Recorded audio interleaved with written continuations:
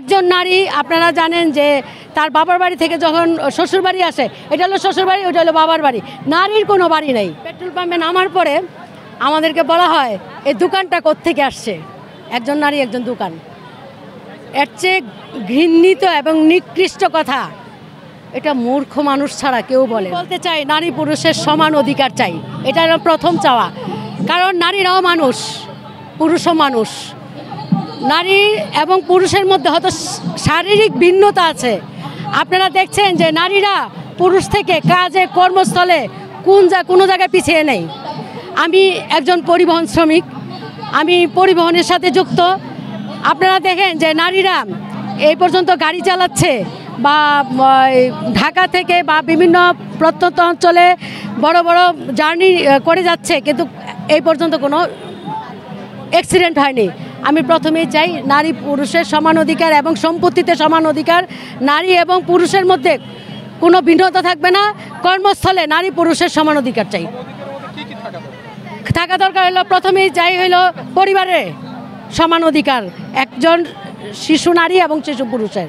তারপরে হলো কর্মস্থলে তার সমান অধিকার দিতে হবে এবং নারী এবং পুরুষের সম্পত্তিতে সমান অধিকার দিতে হবে। একজন নারী আপনারা জানেন যে তার বাবার বাড়ি থেকে যখন শ্বশুর বাড়ি আসে, এটা হলো শ্বশুর বাড়ি, ওটা হলো বাবার বাড়ি, নারীর কোনো বাড়ি নেই।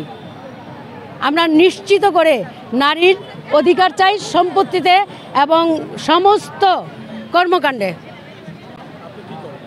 আমি একজন পরিবহন শ্রমিক এবং নারী চালক শ্রমিক ইউনিয়নের প্রস্তাবিত সভাপতি। আমি আপাতত আমাদের তো প্রাইভেট কার, আমরা যদি একটা মনে করেন লাইসেন্সের জন্য যাই যে আমরা গাড়ি চালাইতে পারি, আমাদের হেভি গাড়ি কিন্তু লাইসেন্স দিচ্ছে না।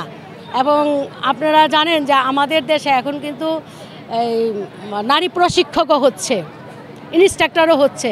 তার মধ্যে আমি একজন ইনস্ট্রাক্টর এবং আমাদের দেশে বর্তমানে যে ইনস্ট্রাক্টররা হচ্ছে, ইনস্ট্রাক্টরদের ইনস্ট্রাক্টর লাইসেন্স পাইতে কি পরিমাণ যে যন্ত্রণা হয়। ধরুন 50 জন পুরুষ পরীক্ষা দিচ্ছে, একজন নারী পরীক্ষা দিচ্ছে।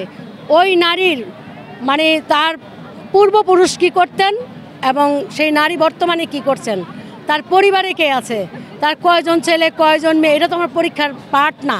আমাকে তাই করতে হয়, তাই দিতে হয়। ড্রাইভিংয়ে অনেক প্রতিকূলতা থাকে। দেখেন একজন নারী যখন গাড়ি চালায় যায়, আমাদের দেশে তো আপনারা জানেন যে পর্যাপ্ত হাইওয়ের পাশে বিশ্রামাগার নাই। 1 নম্বরে নারীদের যে কোনো জায়গায় প্রাকৃতিক ডাক আসলে যাইতে পারে না, পুরুষও পারে না, কিন্তু নারীদের বেলায় একটু অন্যরকম।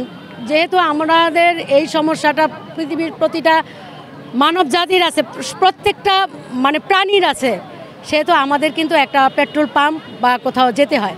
পেট্রোল পাম্পে নামার পরে আমাদেরকে বলা হয় এই দোকানটা কোত্থেকে আসছে, একজন নারী একজন দোকান। এর চেয়ে ঘৃণিত এবং নিকৃষ্ট কথা এটা মূর্খ মানুষ ছাড়া কেউ বলে না। আপনারা আমাদের সমাজে অনেক সুশিক্ষিত লোক আছে, কিন্তু পড়াশোনা পড়লেই কি সুশিক্ষিত হওয়া যায়? তার দৃষ্টিভঙ্গি শিক্ষিত হইতে হবে, তার আচার আচরণ শিক্ষিত হইতে হবে, তার চলাফেরা সামাজিক অবস্থানটা শিক্ষিত হইতে হবে। খালি পড়াশোনা করে প্রাতিষ্ঠানিক শিক্ষা শিক্ষিত হইলে শিক্ষিত হওয়া যায় না। একজন চালকও মানুষ, একজন চালকও কিন্তু সত্যিকারের মানুষ, নারী চালকও মানুষ।